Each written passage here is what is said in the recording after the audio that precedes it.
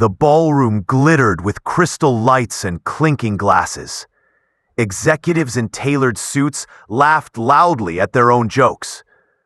At the center of the room, a young black woman stood quietly with a folder in her hand. She had shown up early, hopeful, professional, ready to help finalize an $800 million acquisition deal. One of the senior partners sneered at her and whispered to another, "Probably catering staff. Watch this." He accidentally tilted his glass and poured red wine all over her white blouse. Laughter erupted. She froze, shocked, humiliated. They brushed past her, saying, "Don't stand where important people walk." What they didn't know was simple. She was the owner of the company they were begging to partner with. Before we begin, subscribe to our channel and comment where you are watching from so we can bring more stories like these. Danielle Brooks arrived earlier than anyone else, the way she always did. She stepped out of the black rideshare SUV with a quiet grace that didn't demand attention, and yet somehow made the crisp morning air feel a little more deliberate around her. Her heels clicked softly against the marble of the corporate plaza, echoing across the empty walkway. Most CEOs traveled with entourages, photographers, or at least a cluster of assistants trailing behind. Danielle showed up alone, a slim leather portfolio tucked under her arm, hair pulled into a low, elegant twist, makeup simple and clean. She didn't look like someone who had taken a tech logistics company from a cramped apartment startup to a valuation just shy of $1 billion. She didn't look like someone who could walk into a negotiation room and change the trajectory of an entire industry. She looked like she might be a consultant, maybe a mid-level lead, maybe a quiet operations specialist who preferred spreadsheets over people. And that was exactly why people underestimated her. The event hall of the Rivington Grand sprawled before her, all towering glass and polished chrome. Inside, staff moved like a well-practiced orchestra, adjusting tables, stacking name placards, testing microphones that would soon be buzzing with overly confident voices. Danielle pushed the door open gently, greeted by warm light and the faint scent of expensive floral arrangements. "Good morning," she said softly to a staff member taping down a section of carpet. The woman looked up, startled to see anyone so early. "Oh, good morning. You're one of the guests?" Danielle nodded with a small smile. "Yes, just setting up before things get busy." She loved arriving early, before the noise, before the arrogance, before the assumptions. She walked through the hall, exhaling slowly as she approached the large negotiation room, the place where her company's future would be decided. The long glass table was spotless, the chairs neatly aligned, water pitchers filled to identical levels. She set her portfolio down gently at the far end, the head seat, her seat, though nobody else in this building knew that yet. For a moment, she just stood there, breathing in the quiet. Her fingers traced the edge of the portfolio absent-mindedly. Inside were the acquisition documents she had refined, checked, rechecked, and memorized. This deal had the potential to expand her company into global distribution networks, a move that would cement their place among the giants. She could feel the weight of the moment, but not in a way that made her anxious. It made her steady. She slid the documents out, smoothing the papers with deliberate care.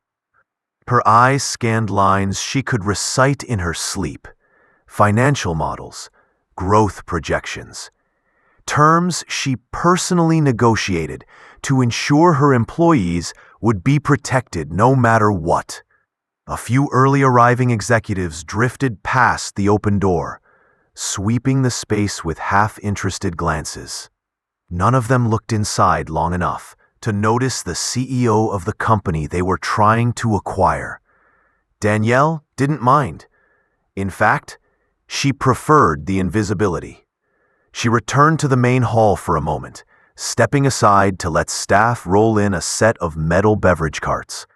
She offered a small, polite smile to every person hustling to prepare the event. A few looked confused, maybe not sure why a dressed-down, modestly elegant woman was thanking them for doing their jobs. But one or two smiled back, a little brighter than before. Danielle drifted toward a far corner of the room, letting her eyes wander across the sea of gold-accented decor and towering LED screens, flashing the company's branding. That familiar buzz was starting, the hum of voices belonging to people who liked to hear themselves talk. Conversations filled the hall like inflating balloons. Loud speculation, early bragging, the clink of watches as men adjusted their sleeves before shaking hands. Numbers like these, one executive boasted, are practically guaranteed. We're walking out of here with the deal locked. Another laughed. They should be grateful we're offering what we're offering. Most founders would bend over backward to get our backing. Danielle didn't react. She'd heard variations of this her entire career. She returned to her documents, standing near the negotiation room door, to double-check margins, reorganize a few pages, and flip her pen between fingers with practiced rhythm.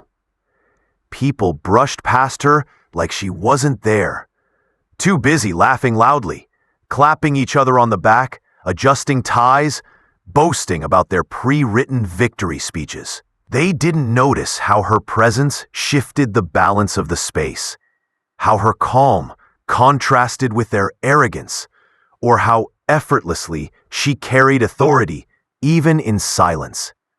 Danielle Brooks was a woman who never needed to announce power. It followed her like a shadow. But this room, full of men who equated volume with importance, didn't recognize it. Not yet. She tucked a loose strand of hair behind her ear as the elevator chimed again, releasing another wave of executives in perfectly tailored suits. Their voices carried, brash and loud, completely unaware that the person with the highest net worth in the building was the quiet woman standing near the door with a swim leather portfolio. She checked her watch. 20 minutes until the meeting began. A staff member carrying glasses almost bumped into her, and she stepped aside quickly. "Sorry," the young man exclaimed. "No worries," Danielle said, smiling warmly. "Take your time." He nodded, relieved. And in the midst of all the movement, noise, and ego, Danielle was a still point, centered, composed, quietly observing. She closed her eyes briefly, letting the familiar calm wash over her. Everything today would go exactly as it needed to, even the part she didn't see coming, because while Danielle stood in her quiet bubble of preparation, unaware of the arrogance warming up its engines behind her, the storm was already gathering. And soon, every assumption in this room would shatter. The noise level crept up as the room filled in, like somebody slowly turning up the volume on a radio you couldn't shut off. Voices layered over each other, deep laughs, clinking glassware, the exaggerated, "good to see you, man," hugs that meant more about power than affection. Danielle moved a little closer to the wall, wanting space, not attention. She'd already placed her portfolio on the end of the negotiation table, her seat subtly claimed. Now she just waited. No fanfare, no announcement, just time and observation. The first mistake came casually. The quarterly performance was a joke until I stepped in, but now his sentence clipped off as he turned, eyes briefly landing on Danielle. He didn't even really see her. He just saw a woman standing still with empty hands. "Here," he said, dropping the coat toward her without breaking his pacing. "Hang this up for me, sweetheart. Will you? The weight of the coat hit her forearm before she could react. She caught it automatically. Muscle memory from a life of old expectations that she'd outgrown. The man was already moving away, rejoining his conversation like she'd never been there. She stood, frozen for half a second, coat draped over her arm, the scent of expensive cologne rising off the fabric. There it is, she thought. First one of the day.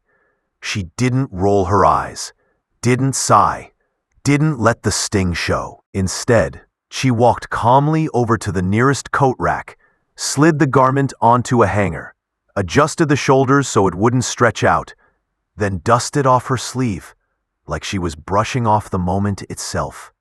As she turned back toward the main hall, another man in a navy suit and a tie too bright for the room stepped close, barely glancing at her. "Staff entrance is on the left," he said, pointing absent-mindedly without looking up from his phone. "You shouldn't be out here when guests arrive." Danielle blinked once. "I'm not staff," she said politely.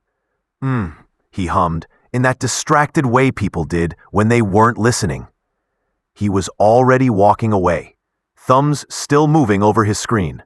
She watched him join a cluster of executives, talking loudly about market dominance and synergy, phrases tossed around like confetti.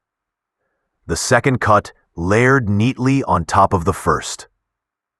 She repositioned herself along the side of the room, near a high table where printed agendas sat in a neat stack.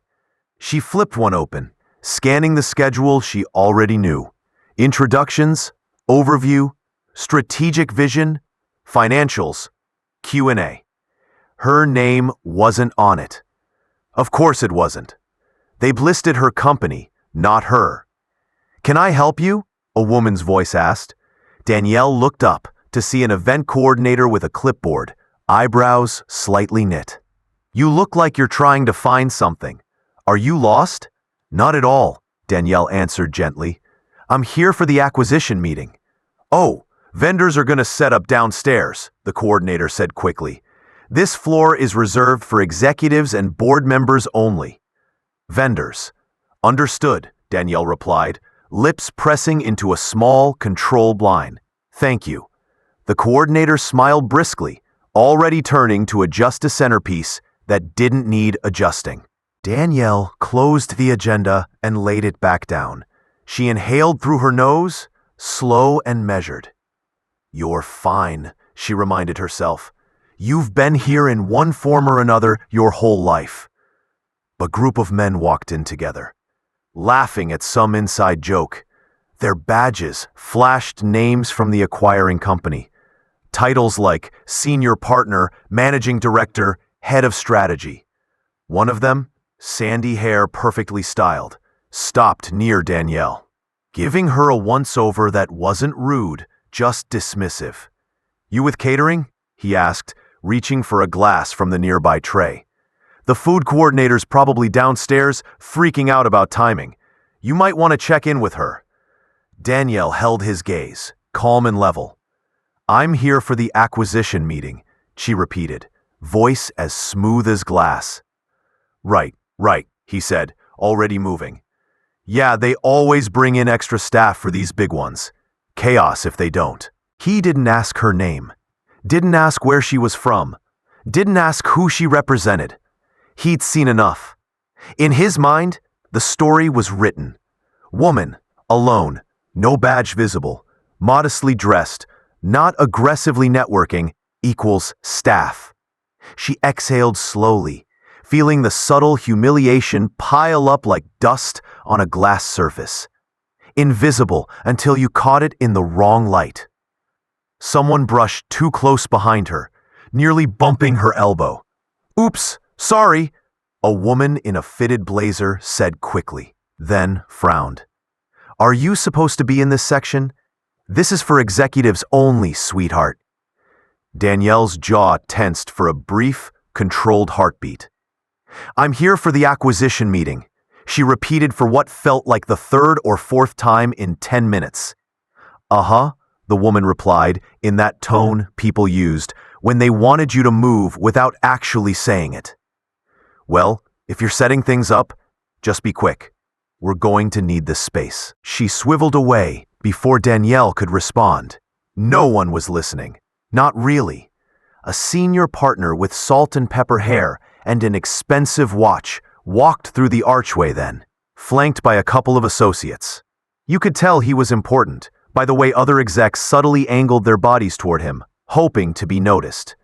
He paused near Danielle as he scanned the room. "You there," he said, nodding at her blazer without actually looking at her face. "The meeting for the acquisition target is in here. Make sure everything's ready. Catering, AV, whatever." "I'm here for that meeting," Danielle said evenly. "On the acquisition side." He finally looked at her, eyes flicking over her, as if she'd just said something mildly amusing. "On the acquisition side," he repeated, a smirk tugging at the corner of his mouth. "Right. Catering's downstairs if you need to check in, okay? We've got a lot riding on this today. Let's keep things running smoothly." He gave her a nod that somehow felt like a pat on the head, then turned away, already chuckling with the man beside him. "Unbelievable," he muttered to his colleague, not even trying to lower his voice. "They'll let anyone just wander around these things now." Danielle felt the heat creep up her neck. Not rage, not yet. Just that burn of being looked through instead of at. She wasn't a stranger to this feeling. She'd sat in pitch rooms where people asked, "So where's your boss?" Before realizing she was the boss, she'd been mistaken for an assistant, an intern, an event planner, anything but the architect of the very numbers they were drooling over. It was never new, but it always stung.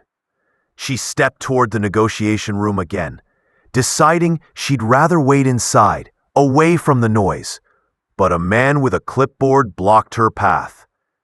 "Sorry," he said, brisk and officious. "This room is reserved for the incoming executives and negotiation leads. We'll call you if we need assistance." She paused, eyes resting on him for a beat longer than usual. "I am one of the negotiation leads," she said quietly. He chuckled. "Yeah, Look, I'm just doing my job. You can wait out here with the rest of the support staff." For a heartbeat, she considered pulling up the email on her phone, showing him the invitation, the digital packet, the line that clearly named her, primary founder and CEO, Danielle Brooks. But she didn't. Instead, she let the moment stretch, then nodded once. "Of course," she murmured. She stepped back again, folding her arms lightly over her chest, not in defense, but in containment. Her heartbeat had picked up, but her face stayed perfectly smooth. Across the room, someone laughed loudly at a joke about kids these days wanting equity instead of just a salary. Another voice bragged about how easy this acquisition would be. "They're hungry. They'll take what we give them." Danielle's fingers brushed the edge of her sleeve where the fabric was soft from wear. She'd worn this blouse a dozen times. Not flashy, not designer, just clean and understated. She could afford clothes that screamed wealth. She didn't need them.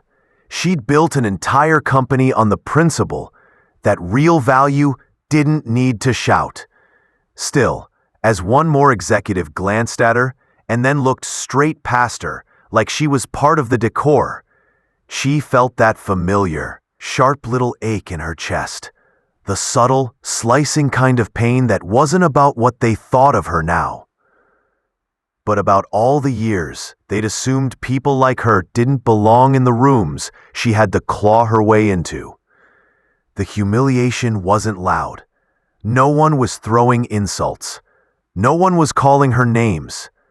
But they had decided, silently, collectively, that she was unimportant, not worth introducing themselves to, not worth asking her name. not worth wondering who she might be. And the part that hurt the most wasn't that they were wrong, it was how sure they were about it. She inhaled, long and slow, letting the arrogance around her wrap the room like fog. Okay, she thought, so this is how today's going to go. She straightened, smoothing her blouse, her fingers steady. Let them show you who they are, because in a few minutes they would, and none of them were ready for what that would cost.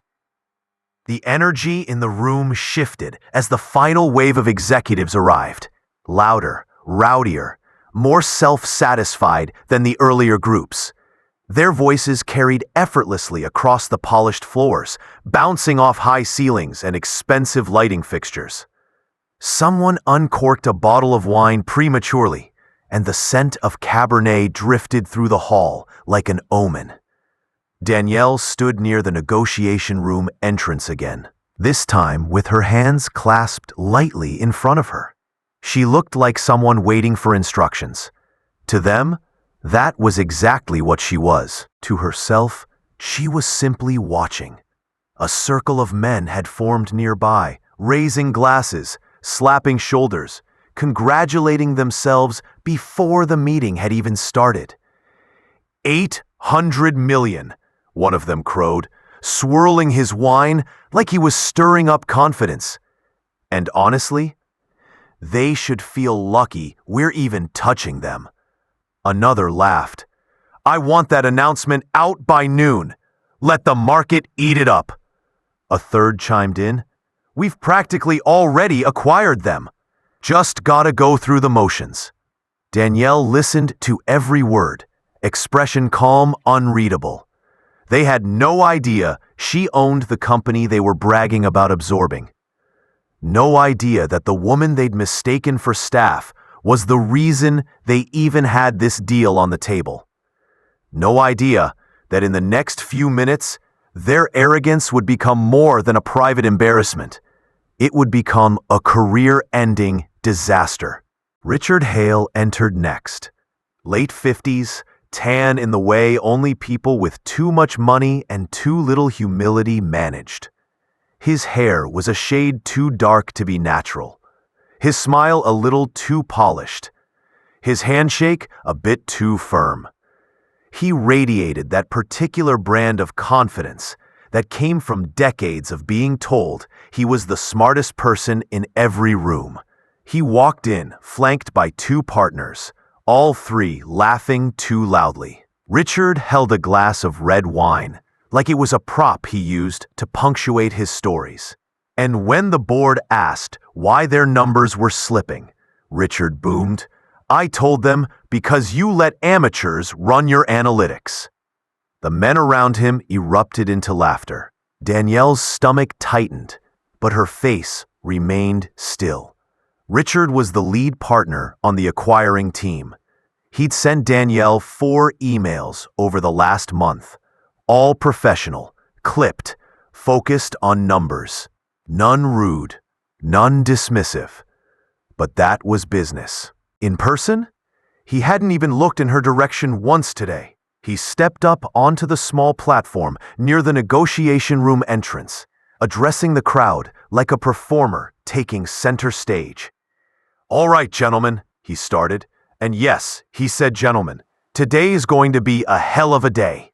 We're locking down the biggest deal of the quarter, $800 million, a near unicorn startup. The crowd clapped, though some clapped mostly because others were clapping. Richard raised his glass, and I say we celebrate early. He waved his hand dramatically, a flourish, and that was when he finally noticed Danielle standing off to the side. Not noticed exactly, more like his gaze passed across her, the way people glance at signage. He paused mid-gesture, his smile stretched thin. And someone get her, he said lightly, pointing his glass at Danielle. Out of here, unless she's here to refill drinks. A few people chuckled. The laughter didn't stab Danielle. Not at first. It just stung. A quick, sharp little pain right under the ribs. She didn't move, didn't flinch, didn't break. Richard frowned at her, exaggerated confusion on his face. "Why is she standing there like that?" he asked mockingly. "Lost?" He waved a dismissive hand. "Sweetheart, if you're looking for catering, it's downstairs." No one corrected him. No one said, "Richard, she might be important." No one stepped forward to say, "Maybe ask her name before assuming." Instead, one man near the back whispered, "These events get too open to the public every year." Another said, "I swear the staff just wanders wherever now." Danielle stared at Richard, calm, steady, silent. And he didn't like that. He walked toward her, theatrically stumbling just enough that his wine sloshed, splashing in a sharp arc across her blouse. Gasps echoed in the room. A thick red stain spread across her sleeve and chest, dripping slowly toward the hem like a wound opening. Richard froze in a fake, dramatic cringe. "Oh no," he exclaimed, hand to his chest like he cared. "Look at that. Someone get her cleaned up before the executives arrive." Laughter erupted again. Not everyone, but enough. Enough to make the pain sharper. Enough to make the humiliation real. Danielle's heart beat hard behind her ribs, though her face remained calm, almost too calm, the kind of stillness that only comes from years of building walls around your dignity. She could feel dozens of eyes on her. Some pitied, some amused, some indifferent, but none supportive. Not one person said, "Stop." Not one said, "This is wrong." Not one said she doesn't deserve that. For a moment, she felt 15 again. The girl who got talked over in classrooms. The young woman who sat in meetings while men debated ideas she came up with. The founder who walked into pitch rooms and was asked if she was here to take notes. She breathed in through her nose. Slow, quiet, controlled. Richard smirked at her. "You should really be more careful, sweetheart. These events aren't." He didn't finish his sentence because his attention was already shifting to a group of men behind him, eager to return to the crowd that laughed at his jokes and believed his stories. Danielle gently wiped a drop of wine from her sleeve. Her fingers were steady.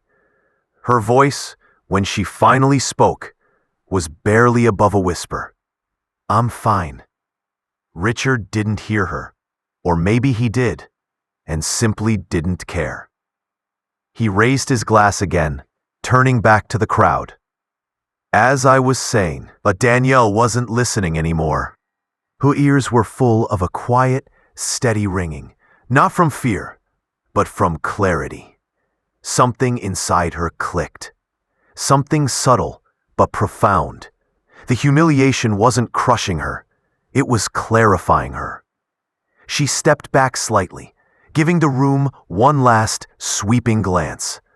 The laughter, the arrogance, the carelessness with which they dismissed her existence.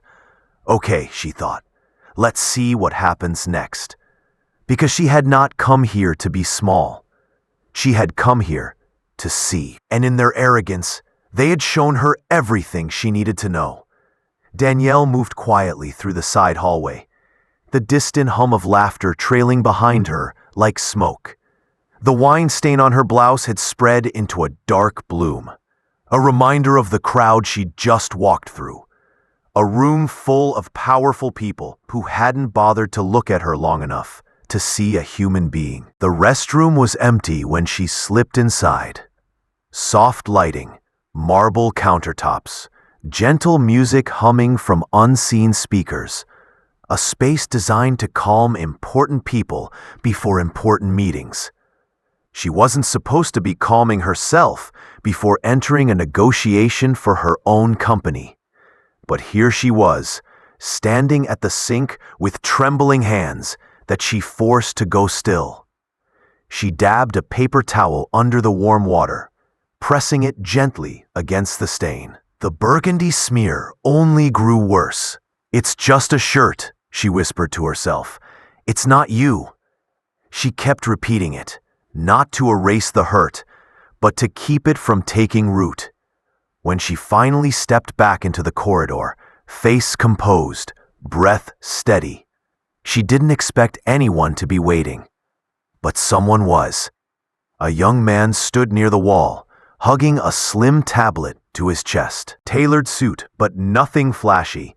Badge clipped to his pocket that read, "Evan Porter, Analyst."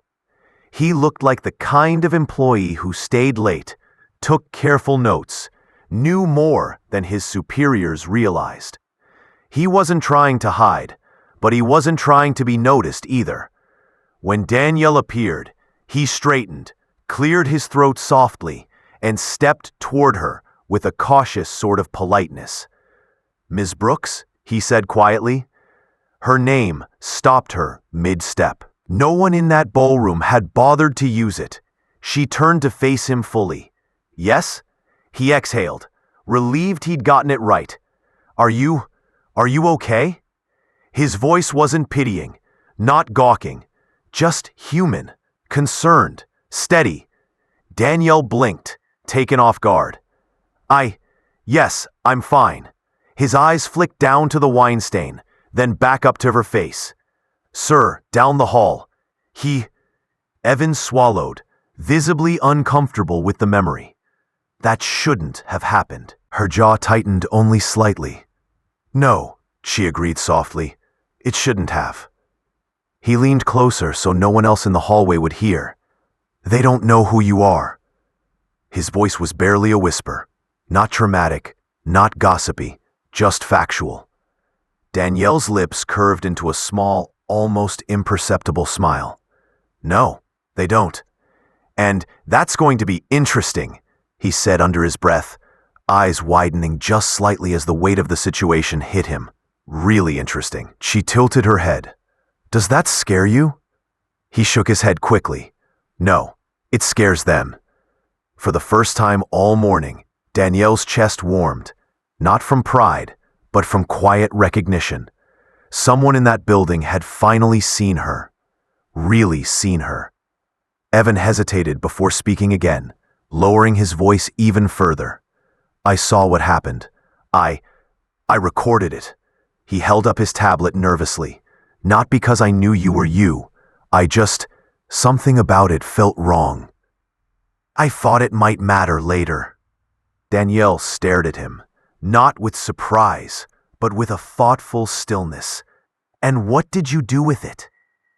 He glanced around once, making sure the hallway was clear. Then he leaned in. "I uploaded it privately," he whispered, "to the Internal Accountability Forum, the one employees use anonymously when leadership crosses a line." Danielle's eyebrows lifted. "They still use that?" "All the time," Evan said. "You'd be shocked how fast things spread through internal networks." "Apparently," she murmured. He swallowed again. The caption just says, "Executives humiliate woman they believe is staff, unaware she's the owner." Danielle pulled in a slow breath. Somewhere inside her, a wire thrummed. Not fear, not regret, not even revenge. Something closer to truth, the kind that didn't need defending because it carried its own weight. "Evan," she said softly, "do you know what you've just started?" He nodded. "Yes." "Are you prepared for what may happen?" His shoulders straightened. "If they retaliate, I'll deal with it. Some things are worth the risk."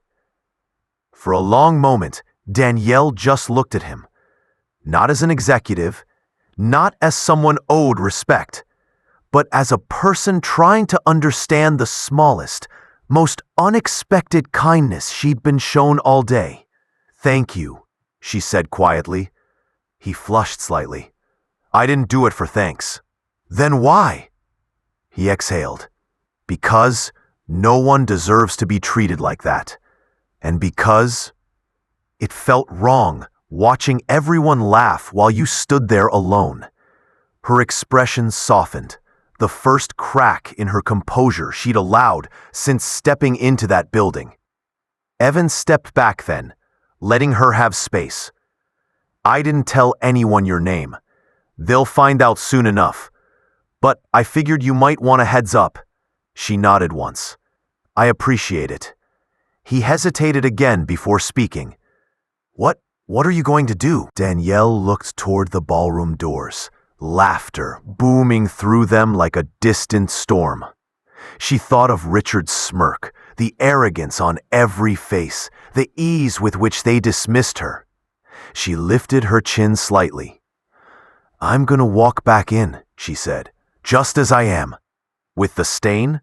Evan asked. "Yes," she said, "with the stain." He smiled, the quiet, knowing kind. "Then this is going to be something." Danielle stepped past him, heels tapping with renewed purpose. Her silhouette cut clean through the hallway light as she pushed open the restroom door's edge and moved back toward the chaos she'd left behind. Behind her, Evan leaned against the wall, taking one steadying breath before locking his tablet. He looked equal parts nervous and exhilarated. Because he knew. He knew the video would spread. He knew whispers would turn into questions. He knew the board would hear about it. He knew the room Danielle was walking back into had no idea a truth bomb was about to detonate. And he knew, with absolute certainty, that the executives who humiliated her were about to learn who Danielle Brooks truly was. The ballroom looked even louder when Danielle stepped back inside, like the volume had been dialed up a notch in her absence. Glasses clinked, laughter rolled in thick waves, and conversations layered on top of each other like noise stacked on noise. Nobody noticed her re-entering, or if they did, they dismissed her just as quickly as before. But something had changed. It wasn't in the room. It was outside it. Across internal networks, private Slack channels, LinkedIn feeds, employee group chats, and corporate messaging threads. A video was spreading like wildfire. Evan's video. Executives humiliate woman they believe is staff, unaware she's the owner. 10 seconds long, shaky but clear, the wine splash impossible to misinterpret. People paused mid-email, mid-meeting, mid-coffee sip, then chaos. Is that Danielle Brooks? Somebody confirm, is this real? Oh my God, he splashed wine on her. Are these guys insane? Please tell me this is fake. Please, bro, they're toast. Reactions stacked by the thousands. Shock, anger, disbelief, embarrassment. Employees from both companies, engineers, managers, interns, regional directors, all reacting in real time, the truth hitting them like a lightning strike. At headquarters, Danielle's executive team group chat exploded. What happened? Are you okay? Do we need to pull you out of there? Say the word. Rumors hit the acquiring company's board within 20 minutes. By the 30-minute mark, the board chair's assistant had forwarded the clip to every senior member with the subject. Urgent, immediate attention required. The board chair himself, a man who took pride in staying unshakably calm, was now running through the Rivington Grand in a full suit, nearly out of breath, sweat forming under his collar. But inside the ballroom, the executives were still celebrating, still bragging, still oblivious. Danielle walked slowly toward her seat at the negotiation table, shoulders straight, chin lifted just enough to show the kind of composure her mother always told her was a weapon. People brushed past her without a second glance. Some even looked mildly annoyed that she was still in the room. Her blouse was still stained. She didn't bother hiding it. That stain had become a truth, a visual timestamp, a warning shot. She reached the head of the table, the seat she'd chosen earlier, and placed her portfolio down, fingers resting lightly on the smooth leather. Richard Hale walked by behind her, wine glass swirling, laughing at something a partner said. He saw her and paused, eyebrows lifting. "You're still here?" he said, suppressing an eye roll. "Ma'am, this area is for executives only." Danielle said nothing. Not yet. Richard sighed dramatically. "Look, I already told you, if you're not part of the catering or support team, you need to—" "Richard!" The shout came from across the room, sharp enough to slice the entire atmosphere in half. Conversations halted. Glasses stopped midair. Heads turned toward the entrance. The board chair, red-faced, panting lightly, barreled into the ballroom like a man sprinting toward a fire. Everyone stared. He ignored them all, his eyes locked directly on Danielle. "Miss Brooks," he breathed out. "Thank you for waiting. Thank you." Richard froze. "Miss who?" he said, brows furrowing. The board chair turned slowly toward him, and the look in his eyes could level buildings. "Are you out of your mind, Richard?" he snapped. "Do you have any idea what you've done?" The silence was absolute. Danielle didn't move, hands still folded calmly in front of her. Richard's expression shifted. Confusion, then irritation, then something that looked uncomfortably close to dawning fear. "What are you talking about?" he said. She's staff." The board chair's jaw locked. "She's not staff." Richard blinked hard. "But she said she was here for the meeting." "She is," the board chair roared. A few people gasped. All eyes snapped to Danielle. Richard stared at her like he was seeing her for the first time in his life. Who is she?" he whispered.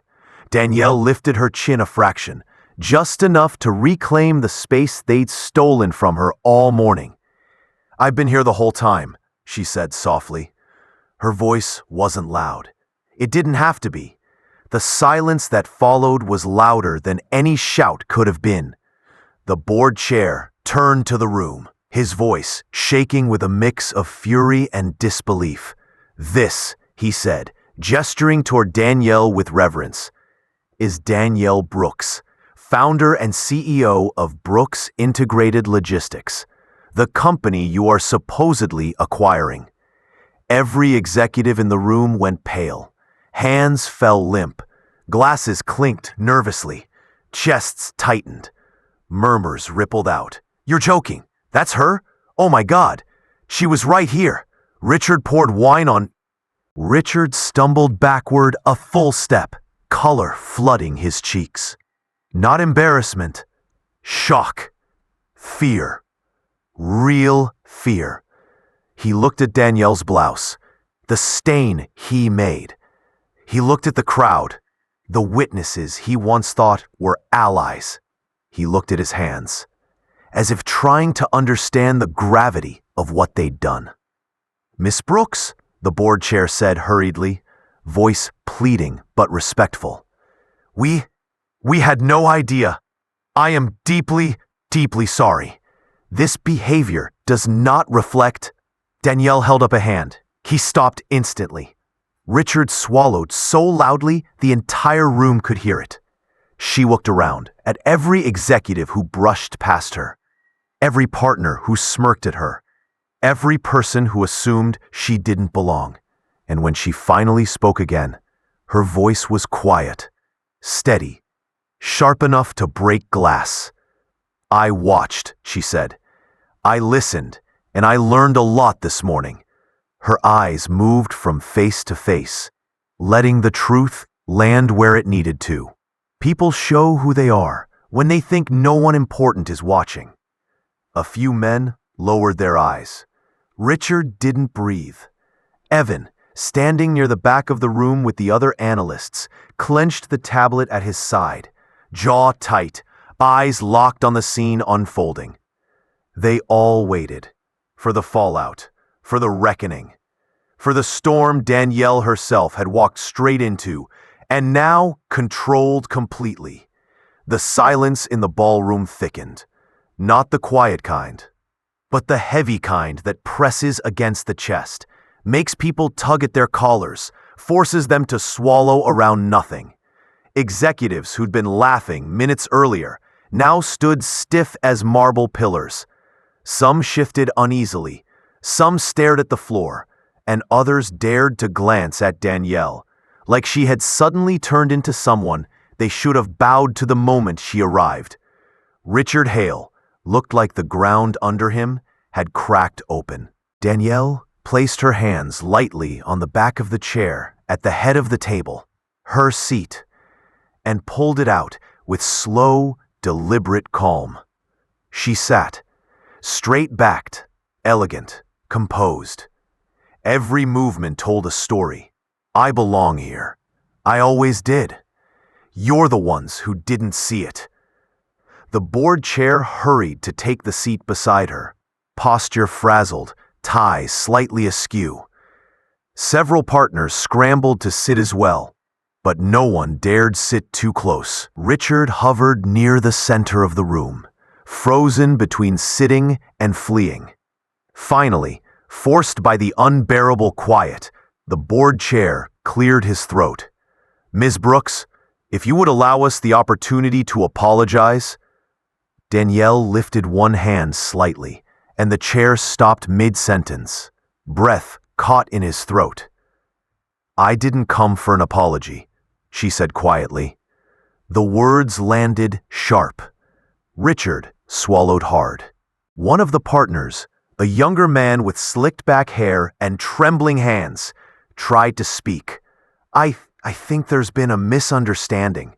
We didn't know who you were, and that, Danielle said, turning her gaze to him, is the problem. He shut his mouth instantly. Across the table, another executive leaned forward, nervously twisting a pen. Miss Brooks, please understand. Today has been stressful. Everyone's on edge about the acquisition. Tempers can look messy under pressure. Messy?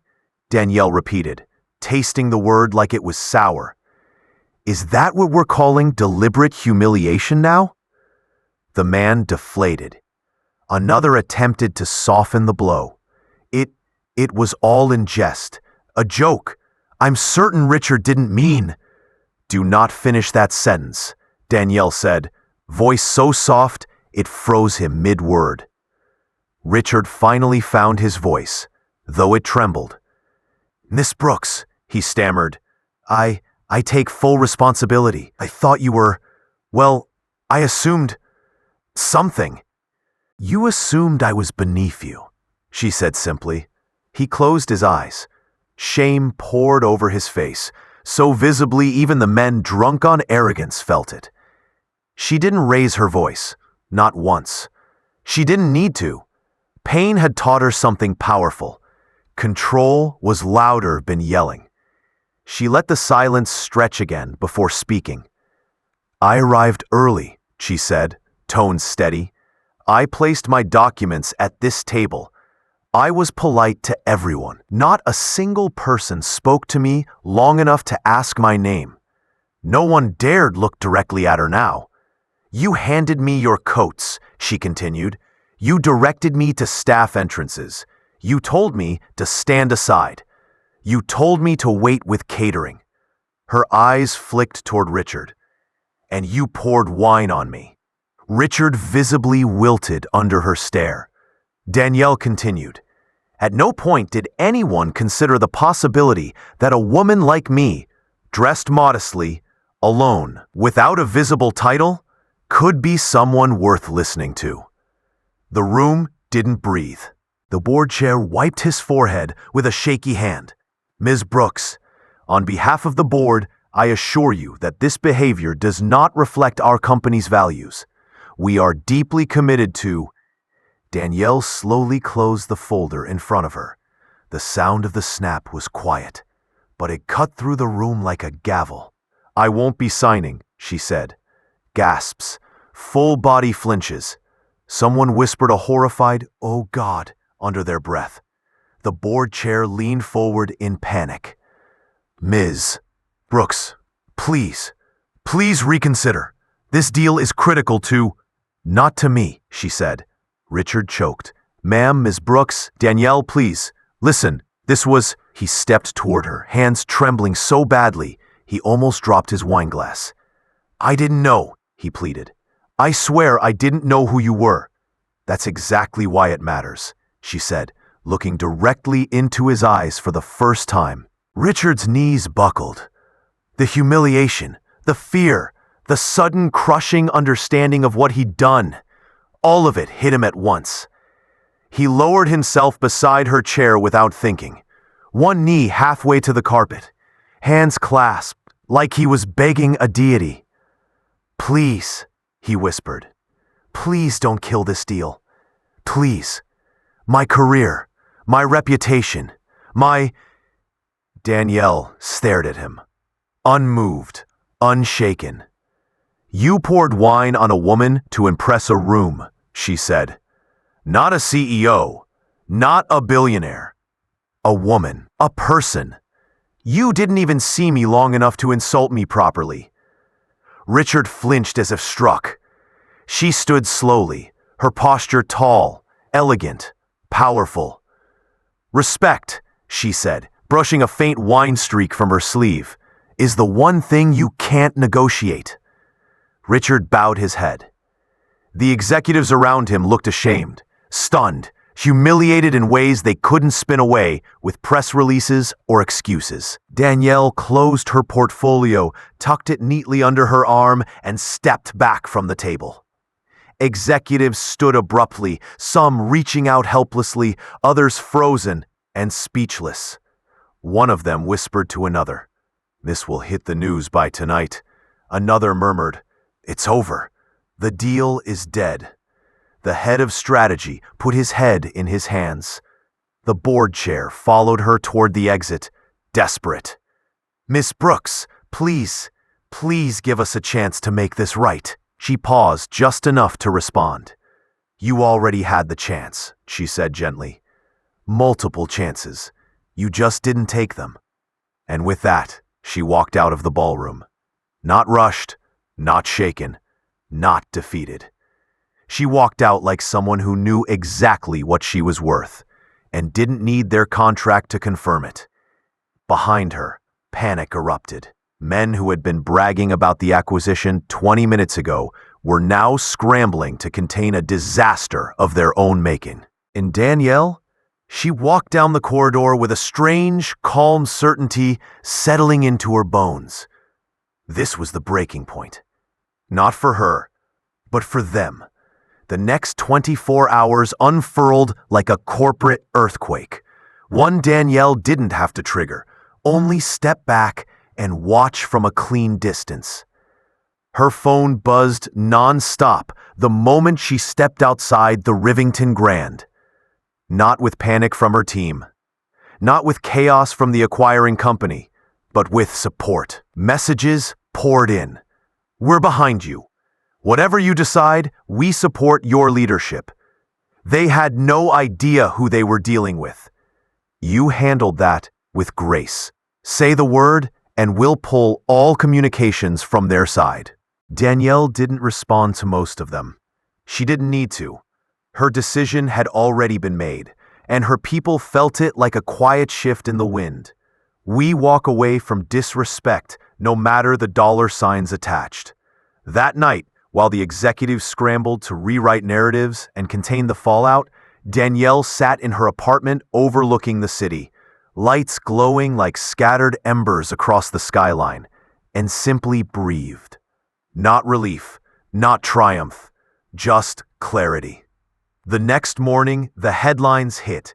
Executives humiliate CEO they fought with staff. Acquisition deal collapses. Danielle Brooks walks away from $800 million deal after public disrespect.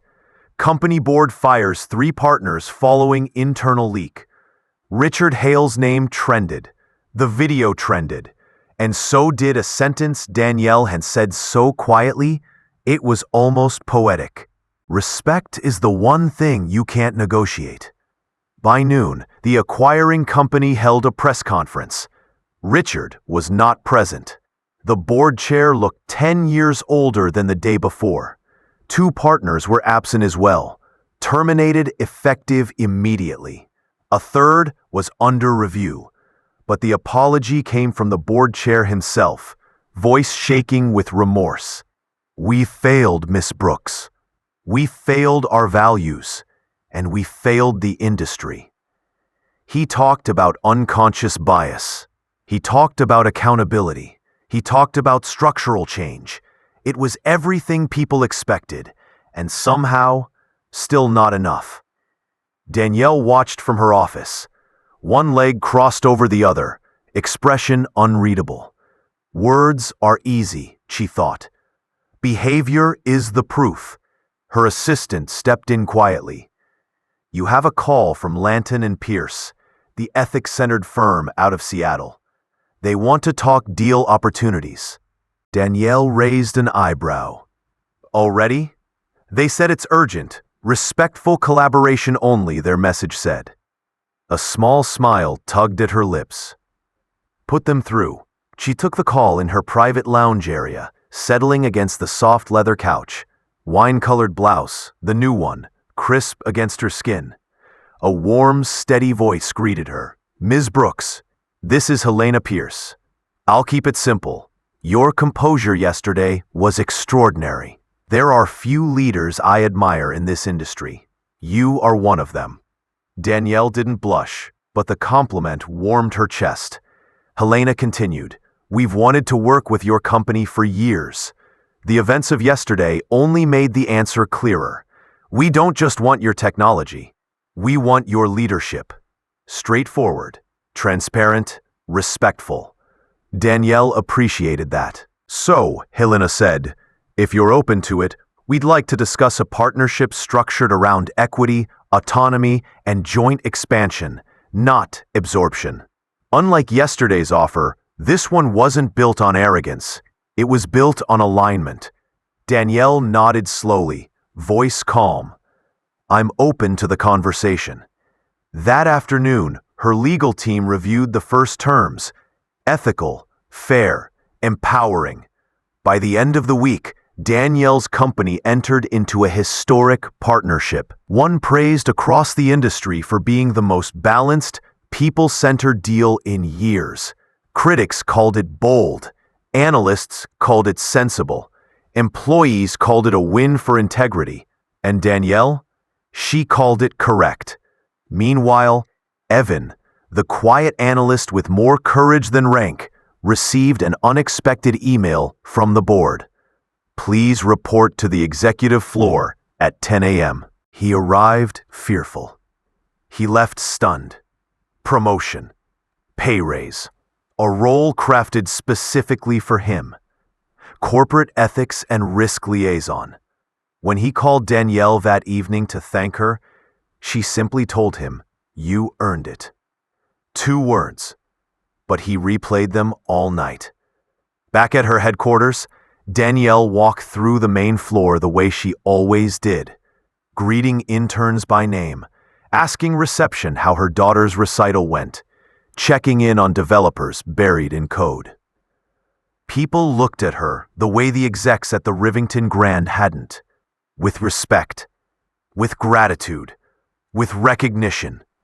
Later, in her office, she opened the drawer of her credenza.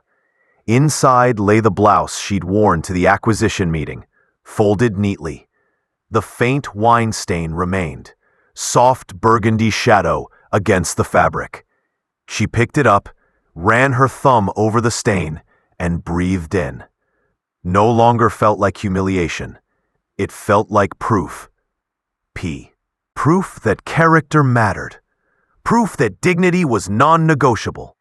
Proof that her calmness wasn't weakness, it was a force. She placed the blouse back in the drawer, closing it gently. And as she stood before the window overlooking her company, her people, her story, the late afternoon sun cast her reflection in warm gold. She hadn't needed revenge. She hadn't needed theatrics. She didn't even need the 800 million.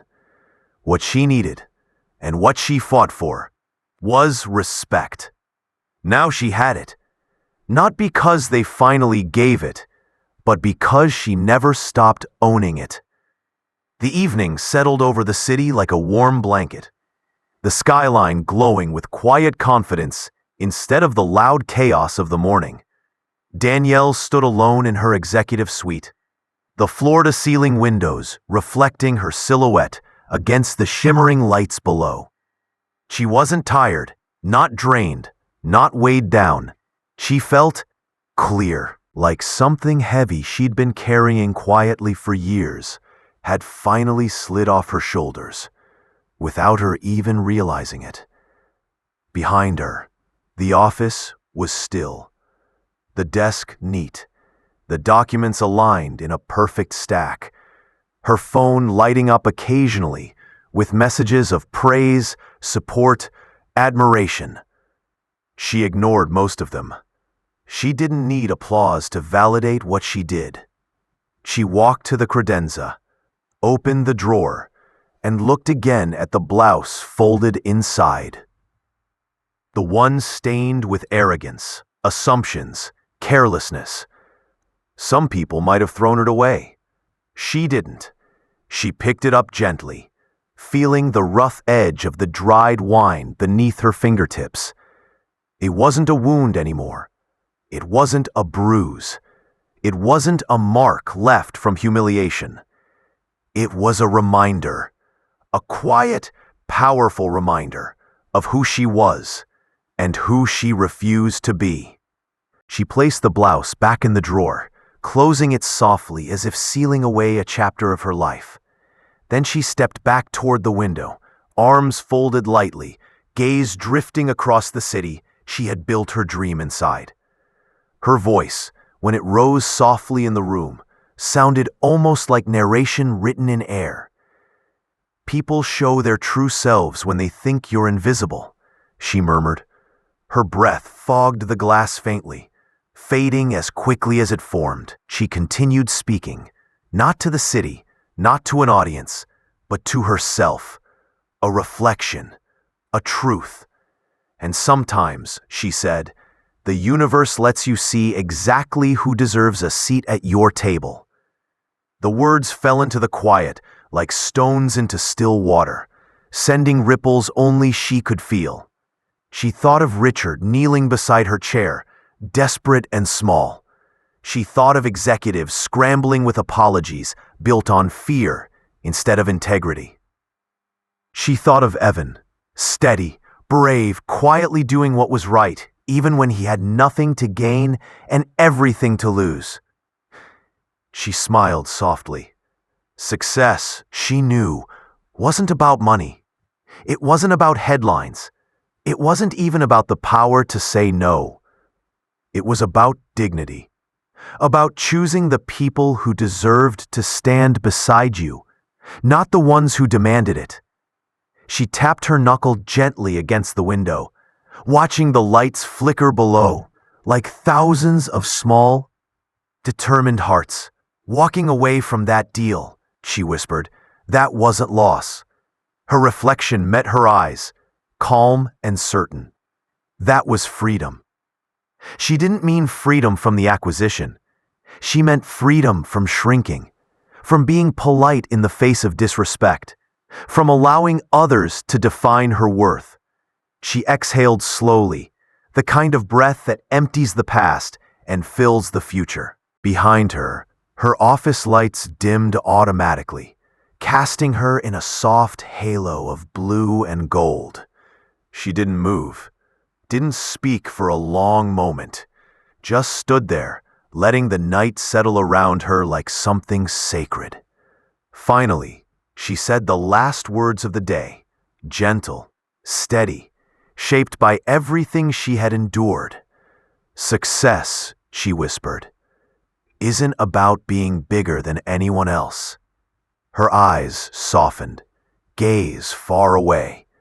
"It's about knowing when to walk away." She let those words rest in the quiet, Then she turned off the last remaining light, picked up her coat, and headed for the elevator, leaving behind a room that would forever remember the day its owner chose dignity over $800 million.